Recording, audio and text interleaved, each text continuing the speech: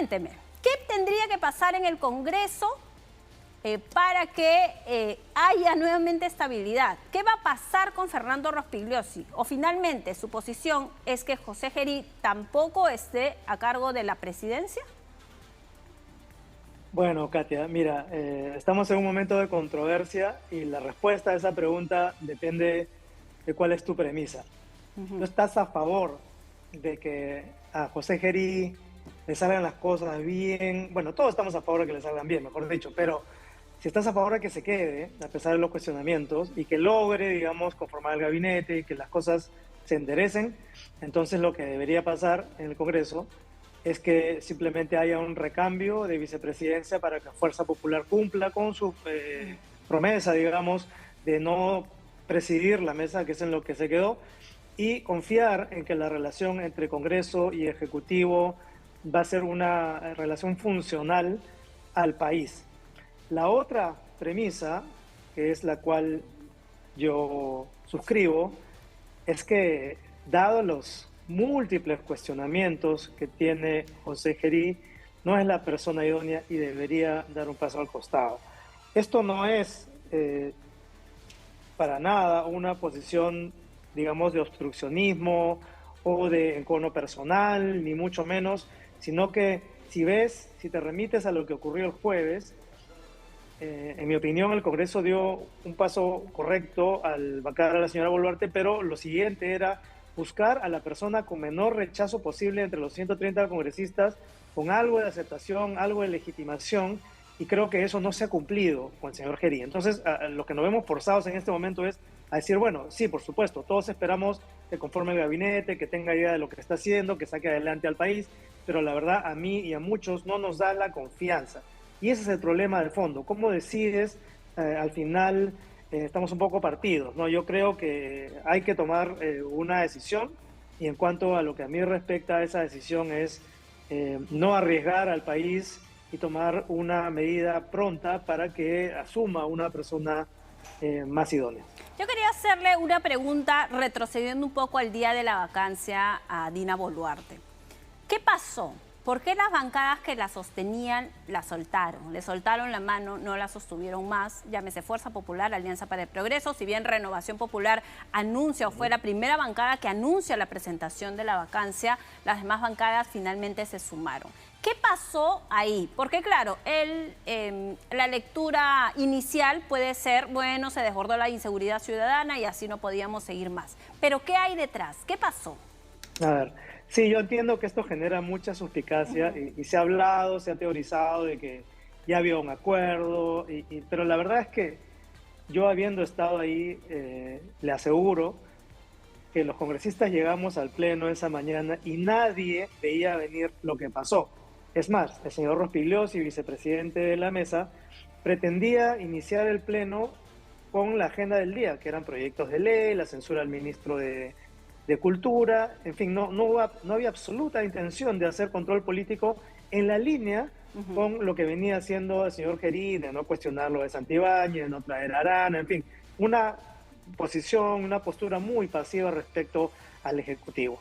Ahora, lo que desencadenó a su pregunta, y en mi opinión, es que la situación de inseguridad fue escalando de tal manera que, imagínense, unos días antes o la semana antes, habíamos estado con la situación de los transportistas que se había agudizado, habían paralizado al país, y luego, como si no fuera poco, en ese momento viene lo de Aguamarina. Entonces todos hemos llegado muy alterados, muy preocupados por esa situación y sentíamos mucho de nosotros que había que hacer control político, y por eso la insistencia ante la mesa de que se nos dejara hablar, lo cual no se quiso tampoco. Y no quería Fernando Rospigliosi, además en ese momento él estaba presidiendo y tiene una discusión porque incluso leen el reglamento por las intervenciones que tenían los congresistas. La congresista Norma Yarro, usted querían esta intervención por lo menos para convocar al gabinete, que finalmente hicieron, ¿no?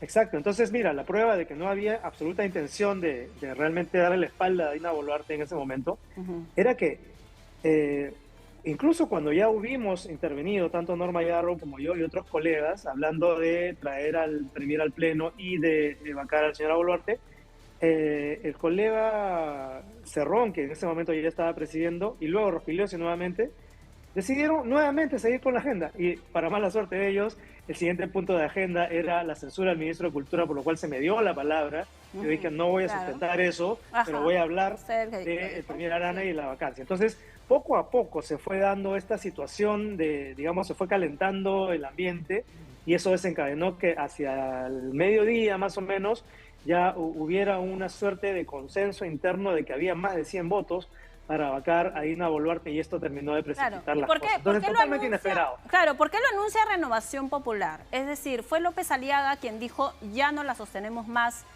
y es que impulsa a su bancada a hacer este anuncio.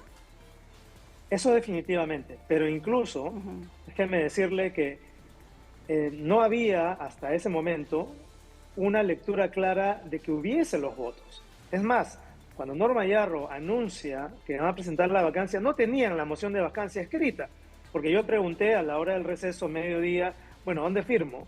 Decían, no, la están terminando de redactar. Entonces, uno, eso, y dos, que también durante el transcurso de la mañana se nos preguntó, o todo el mundo preguntaba, se abrían los votos, y eso fue cambiando con el correr de las horas. Entonces, insisto, esto no estaba premeditado, no estaba planificado, y se fue dando a medida que escaló la situación. También por los dichos de la presidenta, que ha sido, a la expresidenta ahora, que han sido bastante desatinados, ¿no? Como ya todos saben. Claro, ella sí, las frases desafortunadas, bueno, las tenía además, claro, casi desde el inicio del gobierno, pero en el Congreso las seguían sosteniendo y las seguían sosteniendo algunas bancadas que también es importante indicar, postulan en las próximas elecciones y quieren desmarcarse de alguien que tenía un 0% de aprobación, un 2%, un 3% de aprobación. Sí, Katia, ¿no? Mira, esa interpretación es válida. Yo entiendo, muchos están especulando al respecto, que ya no la necesitaban, etcétera. Pero ¿por qué ahora, cuando muchos de estos partidos a la interna hablaban de la vacancia hace 6 meses, ¿no? Pero nadie se atrevía a hacer nada. Entonces yo insisto en que el punto de quiebre ha sido digamos, este escalamiento de la violencia y el sentir que cualquier persona en la calle puede ser alcanzada por una ráfaga de metralleta cuando menos lo espera. Y también decirte que a medida que iban creciendo el número de votos, cuando llegábamos hacia el mediodía y convenimos todos en que había ya cerca de 100 o más de 100 votos, ahí es que ya Fuerza Popular y APP se tomaron las cosas en serio y yo creo que tomaron ese receso de más o menos 3 horas para ir a negociar. Ahí sí está la negociación, ahí está el momento en el cual se decidió que Gerí iba a ser y que no se iba a llamar a otra mesa. Ese ha sido el punto clave en que ya sacaron los comunicados. ¿Tú crees que Fuerza Popular o APP van a sacar un comunicado sin tener certeza sobre qué va a pasar con el manejo del Congreso y el Ejecutivo? Claro, un poco también sabemos cómo funciona una bancada que ya tiene, en este momento maneja a un poquito más de 20 congresistas y que sabe además que sus votos podrían haber decidido. Y eso fue lo que finalmente cambió la jornada en la tarde. Cuando Fuerza Popular anuncia que ellos van a respaldar la vacancia, es que ya tenían asegurados los votos. Claro, entonces lo lamentable de esto, como te digo, es que una vez que ya se volteó la tortilla, digamos, ellos decidieron darle la espalda a Boluarte, no han tenido estos colegas míos la sapiencia, por decirlo de alguna manera, de meditar, reflexionar, poner un poco el freno y decir, ya, vamos a tomar esto con un poco más de calma. No tenía que ser una vacancia express ni al día siguiente, se pudo haber seguido el plazo de reglamento usual de 3 a 7 días y con ese plazo, déjame decirte que la ciudadanía hubiese tenido un tiempo para digerir la noticia y pensar, de estos 130 congresistas, ¿me conviene que sea Gerí o prefiero que alguno otro con menos rechazo o más capacidad o más experiencia asuma? Y no estaríamos en esta situación ahora de comentar que el miércoles va a haber una manifestación y esta suerte de enfrentamiento. Se siente que Gerí no está libre, ahora está corriendo contra el reloj para que la protesta no lo alcance, ¿no? Claro, pero tampoco elige a su nuevo gabinete ni a su próximo presidente del Consejo de Ministros. ¿Qué perfil debería tener ¿Qué perfil debería tener el presidente del Consejo de Ministros? ¿Debería ser de un partido político? Lo que ha anunciado por lo pronto es que no se va a quedar ningún miembro de los que estaban en el último gabinete de Dina Boluarte, ni tampoco un congresista. Pero, ¿qué perfil tendría que tener el próximo presidente del Consejo de Ministros? Bueno, ese anuncio que ha hecho me parece bastante pertinente, eso debo Ujú. reconocerlo, y creo que en ello él ha escuchado lo que muchos venimos diciendo y pidiendo, que no haya ese tipo de, eh, digamos, de compromisos, ¿no? Con algunas fuerzas políticas. En cuanto a tu pregunta, el Premier particularmente tiene que ser una persona reconocida, aceptada en todo el espectro político por sus cualidades, por su liderazgo, por su capacidad política y sobre todo saber que no va a ser un títere de nadie, saber que el señor Gerí y su partido le van a dar suficiente espacio, lo que se rumorea, lo que digamos entendemos quienes más o menos estamos cerca de esto, es que el partido Somos Perú, la señora Lee, el señor Gerí, ya tendrían más o menos calculado toda la composición de los cargos que van a ser asignados a diferentes personas del partido. Entonces, imagínense que llegue un premier y le dicen, mira, no vas a tener margen para accionar, para designar, porque ya todo está decidido. Por eso no me sorprende que haya habido ya varios rechazos a la propuesta del presidente Gerí, justamente porque yo creo que no hay suficiente margen de acción. Entonces, a tu pregunta, tiene que ser una persona que ejerza el liderazgo y que no se deje pisar el poncho, que no le impongan cuotas partidarias ni políticas y que tenga cierta libertad de acción. Ahora, hoy en la tarde, cuando se reunió con los gobernadores regionales, entre otras cosas, el presidente dijo, nos estamos tomando la pausa, porque es cierto, cuando quieren meterte esta presión o la presión es por algo que tal vez no están recibiendo o muy por el contrario, que quieren que se caiga en el error, dice él, ¿no? Por eso es que habla de tomarse una pausa para elegir a su gabinete ministerial y no quiere un gabinete que esté sentado en el escritorio, es lo que dice, ¿no? Entre otras cosas que ha señalado en el discurso de esta tarde. A ver, yo voy a rebatir esa declaración porque el señor José Gerí ha demostrado que él tenía la ambición por encima de todo de llegar a la presidencia. Porque si no hubieran dado paso al costado, hubiera dicho, someto a votación si ustedes me quieren o quieren a alguien más. Entonces está claro que él tenía esa ambición. Cuando él asumió la presidencia del Congreso, debió saber que si vacaban a Dina Boluarte, él iba a ser presidente del Perú. Ha tenido meses para prepararse, para tener una suerte de borrador, aunque sea de plan de gobierno, para tener una idea de quiénes lo podrían acompañar en caso de que la señora Dina Boluarte fuese bancada. Y que ahora nos diga que se va a tomar una pausa cuando está claro que le están rechazando las propuestas y ofrecimientos, lo siento, pero no lo creo. Y el otro punto también al que alude son estas reuniones. Esto no tiene nada de malo, definitivamente un presidente tiene que convocar, tiene que escuchar, mientras más escuche, más legitimidad, eso es correcto.